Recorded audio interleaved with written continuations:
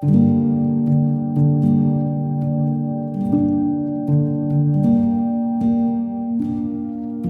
to a special episode of The Beat. Today we have the poet Laura Reeve here with us. We'll begin by hearing her read several of her poems, and we'll follow with a conversation. Laura Reeve is the author of Reaching the Shore of the Sea of Fertility, which was published by Belle Point Press last year. She won the Adrienne Rich Award for Poetry, and she was a finalist for the 2022 Heartwood Poetry Prize and the 2022 Ron Rash Award in Poetry. Her work has appeared or is forthcoming in Beloit Poetry Journal, Salamander, Terrain.org, Cold Mountain Review, and others. She holds a master's degree in literature and poetry writing from the University of Tennessee, and she lives here in Knoxville. Welcome, Laura. Thanks for being here today. Thanks for inviting me. The first thing I want to read is part of a long poem from my book, which is based on a questionnaire that doctors and hospitals give to new moms to gauge their mental health, called the Edinburgh Postnatal Depression Scale. It's made up of 10 statements about the previous week, which you're supposed to answer never, sometimes, or often, that kind of thing. It's too long to read in its entirety, so I'm just going to read a few sections, each of which start with one of the statements on the scale. The Edinburgh Postnatal Depression Scale. The most common measure to screen for depression related to childbearing is the EPDS. This self-report instrument contains 10 items ranked from 0 to 3 that reflect the patient's experience over the past week. The EPDS has been validated extensively for use in the postpartum period. Dorothy K. Sitt, MD, and Catherine L. Wisner, MD, MS. 1. I have been able to laugh and see the funny side of things. Steel. So much steel and cold, since the heat in the delivery room was either off or sweltering. The husband faded behind pain, reappeared, again faded. Then I was close enough to see over the cliff of terror and jumped. She was out of my skin and in the world. She opened one gray eye. Who in the world? One more thing, OB talking again. Blood clotted in uterus, bring it out by hand, this will hurt. And fingers, blocky man's fingers, swept me. Like when you empty your bag into the trash, scooping, shaking, I was. Body flexed tight as a bowstring, teeth crushed together for how long, then chattering and very cold. She cried like she was hoarse, just whispers. They pricked her heel every 2 hours, squeezing out her blood. Lying beside us, my husband looked over at her and she was blue, only for a moment. Have I laughed? I smiled a lot at people who smiled at me. If something funny were to happen, I would laugh, I think. Nothing funny has happened. 2. I have looked forward to things with enjoyment. As much as I ever did, though I deliberate over this statement with confusion and a familiar sense of dread. In the center of my body is a river of fear and whispering, unknown shapes and sharp edges slowly roil. At the hospital, I broke open, exposing the wincing skin of a baby 3 weeks early to cold air and bright lights. I was sorry for her, so sorry. The midwives had bragged about their discharge time, 4 hours after delivery. You'll want to be home. After the baby turned blue, then pink again, and my milk hadn't come in, I knew differently. My husband more rattled than I. His Meniere's diagnosis, strange symptoms of tinnitus, balance problems, deafness, casting a slowly ballooning shadow. When he goes back to work in a week, I thought, I'll be completely alone with this, my own body sewn back together with steel or plastic, still bleeding. 3. I have blamed myself unnecessarily when things went wrong. I have blamed myself correctly when things went wrong. I'm a marionette, limping home with a blown glass infant balanced on my wooden arms. 4. I have been anxious or worried for no good reason. A new picture window suddenly cut in the corner of the house. Private rims and edges cast plainly in naked light, the mind tired and redrawing feebly in new flashes of illumination. Our new rental turned out to be a half-buried rusty bucket, galvanized steel top above a lace of uneven brown teeth deep in soil. Attic flies emerged in a warm February, but camel crickets and cockroaches scoured the floors every night. Earwigs scuttled by the living room baseboards. Twice, I found slugs on the kitchen toe kicks. Yes, I've been anxious and worried for very good reasons. Babies stop breathing without warning. I am shredded and unstable in my pelvis, and there are roaches. There are slow black flies, like carrion flies. I saw a sign inside the birth center's bathroom door. Sleep deprivation has been linked to PPD. Make sure you're sleeping. But at the hospital, they told me to feed her every 2 hours till she reached her birth weight. They said, breast is best. So I latched her every 2 hours, night and day. It took 2 weeks. I slept, woke to her raw cry, nursing pillow buckled around me like a soft, closed cervix.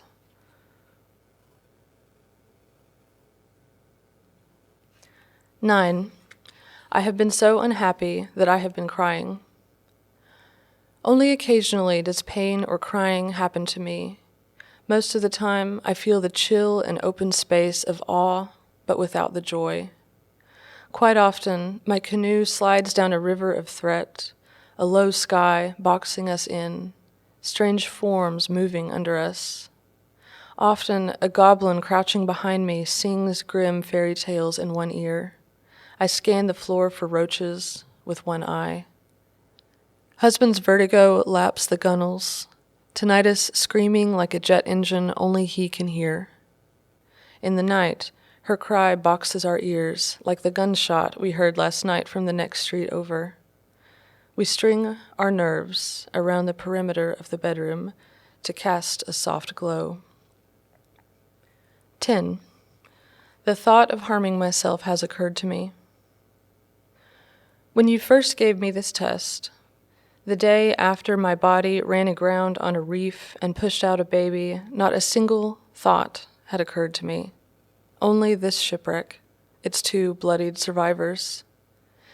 When you gave me this test again, first pediatrician's visit at 2 weeks, I knew what you wanted me to say.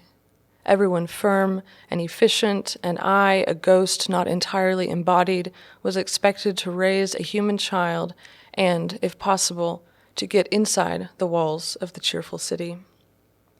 First, the thought never, ever occurred to me.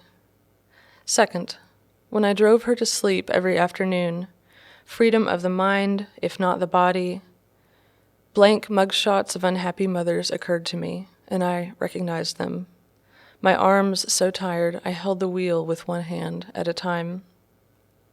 Months later, I allowed it to occur to me that relief, rightness, and completeness was a ramp into the sky as the sun set above the interstate, all 3 of us exiting our terrible life in the same car at the same time, instantaneous. What a drug. To imagine the end with neither pain nor survivors. Sometimes, during endless nursing sessions, I imagined the solidity and peace of lying in a roomy box under spring topsoil. Nothing to pull or push me, fight me, ask anything of me, or cry these terrible sad cries. I've been fighting with the husband over housework in the daytime, and we've been screaming. In the night, the baby cries. Under the earth, I could lie perfectly still, be perfectly silent. I think I hear rain falling. Above me, earthworms and tiny centipedes tunnel. Grubs rest in their little caves. I feel around me the light curtains of roots, working in their diligent way, unaware of me. A huge part of my book, Reaching the Shore of the Sea of Fertility, is perspectives on fertility in its many forms, from pregnancy to birth to postpartum to miscarriage, mostly those. But I do have one poem about trying to get pregnant, which is its own category of thing, and it's called Trying. Leaving the party on a pretext, I return to the second-story apartment. I could walk out of each window onto hackberry branches, or emerge from the bedroom skylight, dimmed with rainwater deposits and fine cracking, into the crown of a hackberry. What do people want when they want children? Souls from the next world or the previous? Maybe our lives have not yet been lived. Maybe our lives have never been lived. Little shoots, little eggs, you wither and go down with the massa damnata to the place where the unformed rest. In my pelvic cavity, the wheel of the cedar spins, dropping eggs in furrows. At the farm, I seed clover, vetch, rye, and oats over 4 acres, but nothing comes up in the fall or our warm southern winter. A flock of doves burst into flight as we drive past. Did they eat the seed? Did early warmth coax the shoots out and then kill them with hard frosts? It's the end of March, and the martins and red-winged blackbirds are back. A song sparrow tunes a bow-like syrinx. My basil seedlings keel over, one after the other, damping off. Our farmer says healthy plants can fight pests. Healthy soil doesn't need fertilizer in the growing season, she says. When the farm's bright February seedlings faded pink and purple in the greenhouse, starved by nutrient-poor potting media, we started over, adding handfuls of fertilizer, soaking new shoots in fish emulsion, direct-seeded, though it was early. Tiny seed leaves, opening yourselves undaunted to the glow of my apartment grow lamp. What do you want to be? This next poem is called Meniere's Disease. My tea is steeping. Wind chimes clatter whitely on the porch. Banks of bamboo bow and shoulder into the wind. The inner ear, its coils, its mazes. I forget for a moment which way the letter Z faces and write it backwards. The tiny hairs of the innermost ear, so innermost it is almost the brain, so innermost we almost don't believe in it, send messages in Morse code. Dizzy, dizzy, vertigo, nystagmus, dizzy, SOS, OS. Husband crouched over the toilet for hours, then recovered, driving to work on gray highways for hours. Degenerative and idiopathic means he is losing his hearing. That orienting light for the eyes and the back of the head. Repository for the alphabet of degrees between music and silence. The last poem I was going to read is called Children Are Not the Glue. A towhee says Sri somewhere, and I agree. Spring tips toward summer, balanced on one knuckle and full of pleasure. 10 foam flower stems arc high above flat leaves, open like kids' hands, asking for something. Putting thoughts of my 4-year-old aside, I draw the breath that kindles beneath my sternum and re-enter the world. How content in this place is each thing to be what it is. Carolina wrens waiting for a calm to sing their voluble songs. Towering maples and hackberries, solid and strange as sliding boulders in the Sahara, both speaking in secret. Jays and mockingbirds not caring who knows it.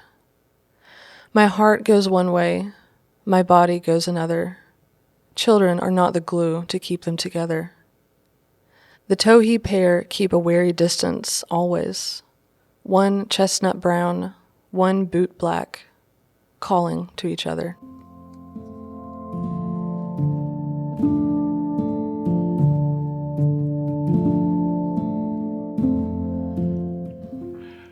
Reaching the Shore of the Sea of Fertility deals with a lot of different subjects, the environment, motherhood, postpartum depression, the pandemic. So I'm just kind of wondering how the book evolved. Do you remember which poems came along first? The poems that really formed kind of the backbone of the book for me are the motherhood and postpartum poems.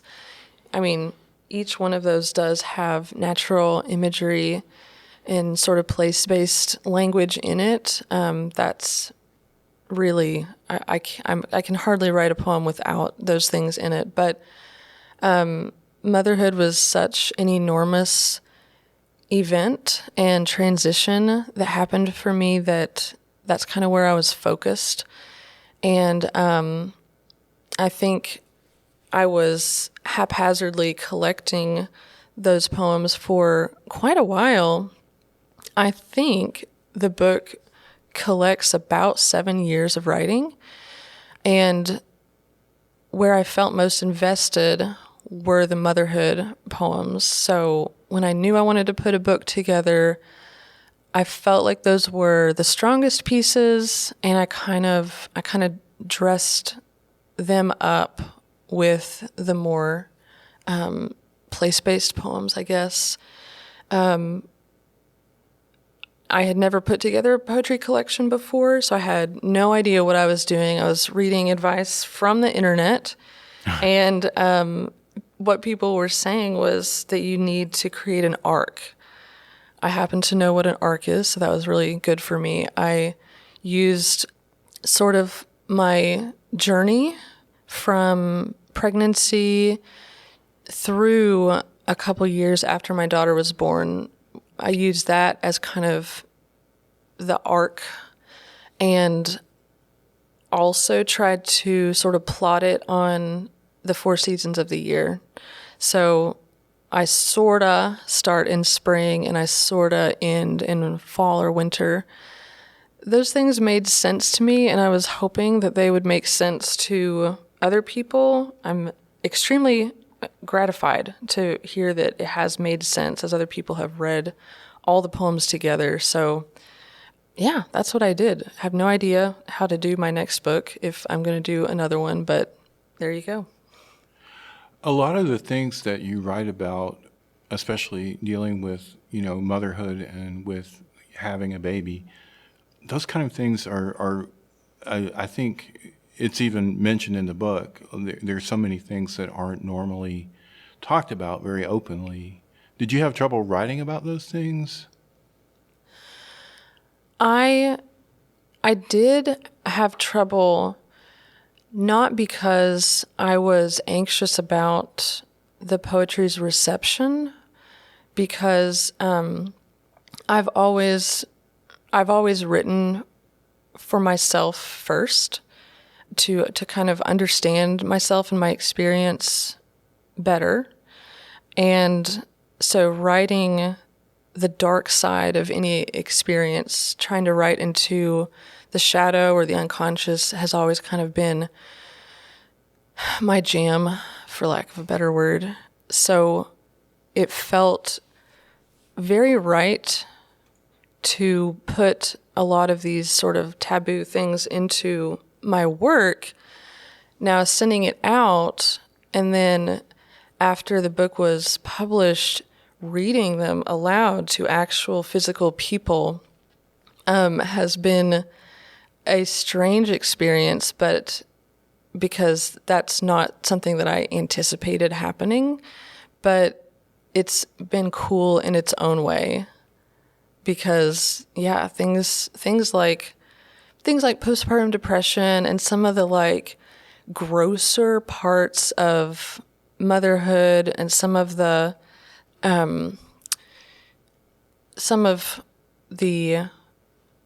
shadow, I guess, of motherhood, the ambivalence, those are things that are not generally rewarded in the public sphere.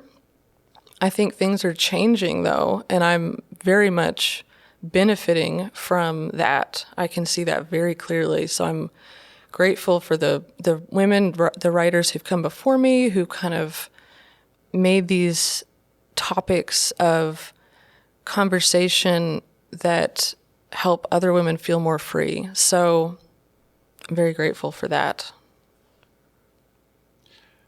How did you get started reading and writing poetry?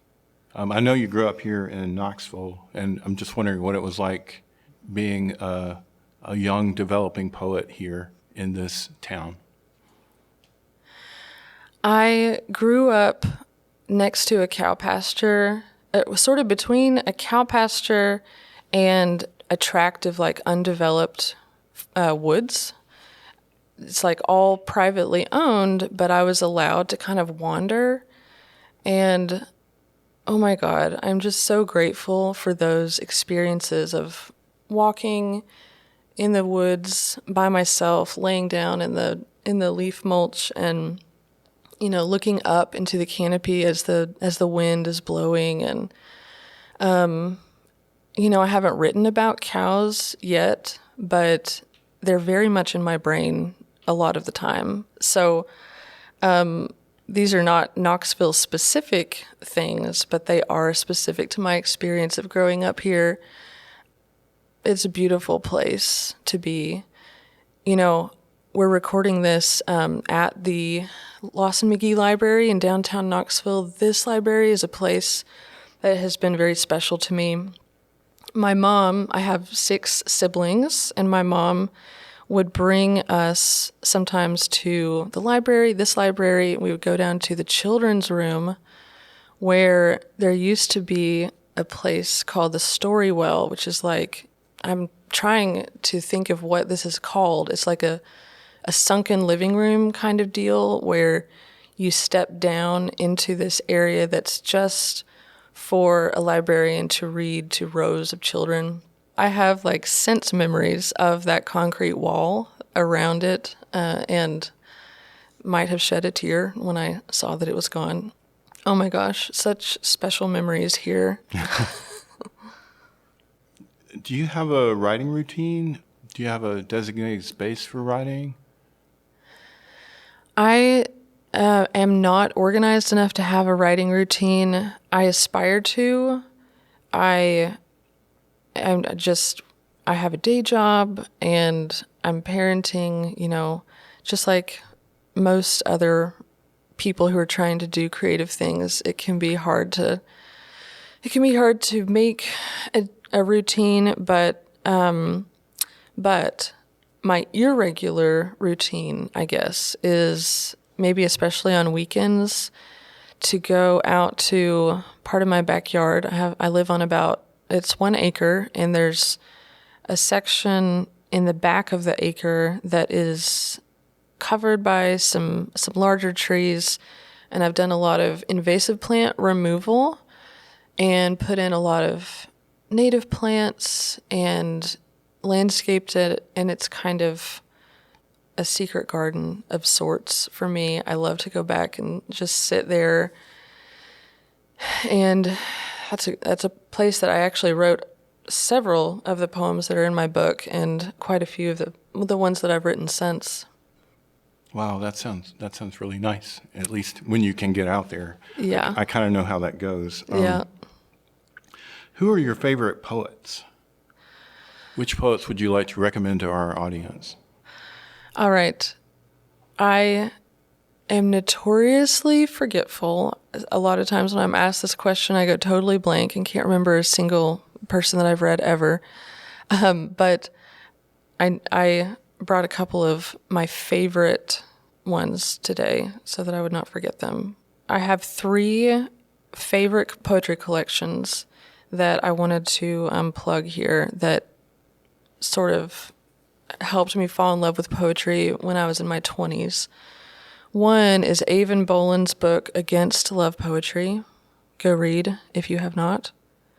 Another is Franz Wright's book called Walking to Martha's Vineyard. I love it so much. And then Marie Howe's collection, What the Living Do. I mean, I love everything that Marie Howe has ever written, but that to me is like just a hugely beautiful book. recently, I actually read this when it was not super new anymore, but I read Ilya Kaminsky's book, Deaf Republic, maybe 2 years ago, and oh my God. Two other poets that I've been reading recently are Rose McClarney, who's kind of considered an Appalachian poet. I've been reading her work. I've been reading Morris Manning's work.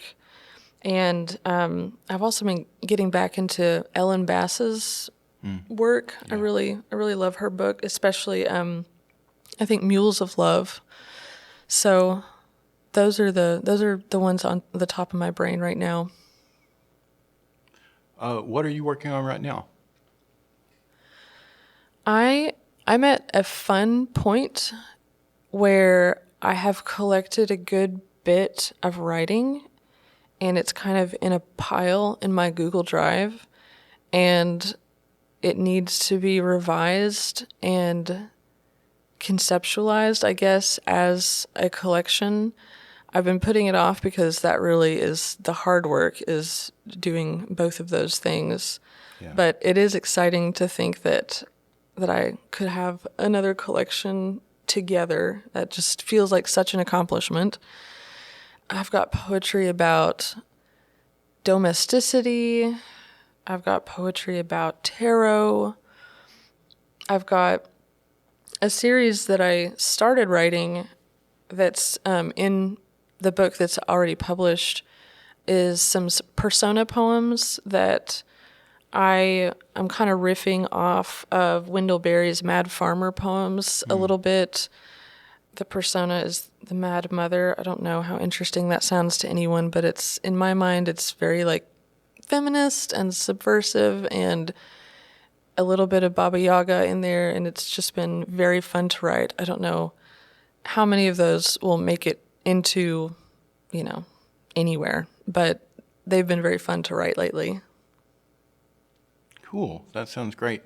I look forward to reading those eventually when they come out in your new book. Thank you. Well, thank you for being with us, and I'm so glad that we got to hear you read your poems, and we got to talk to you. I'm really glad that you're here in Knoxville and that we can have you on the show. Thank you so much.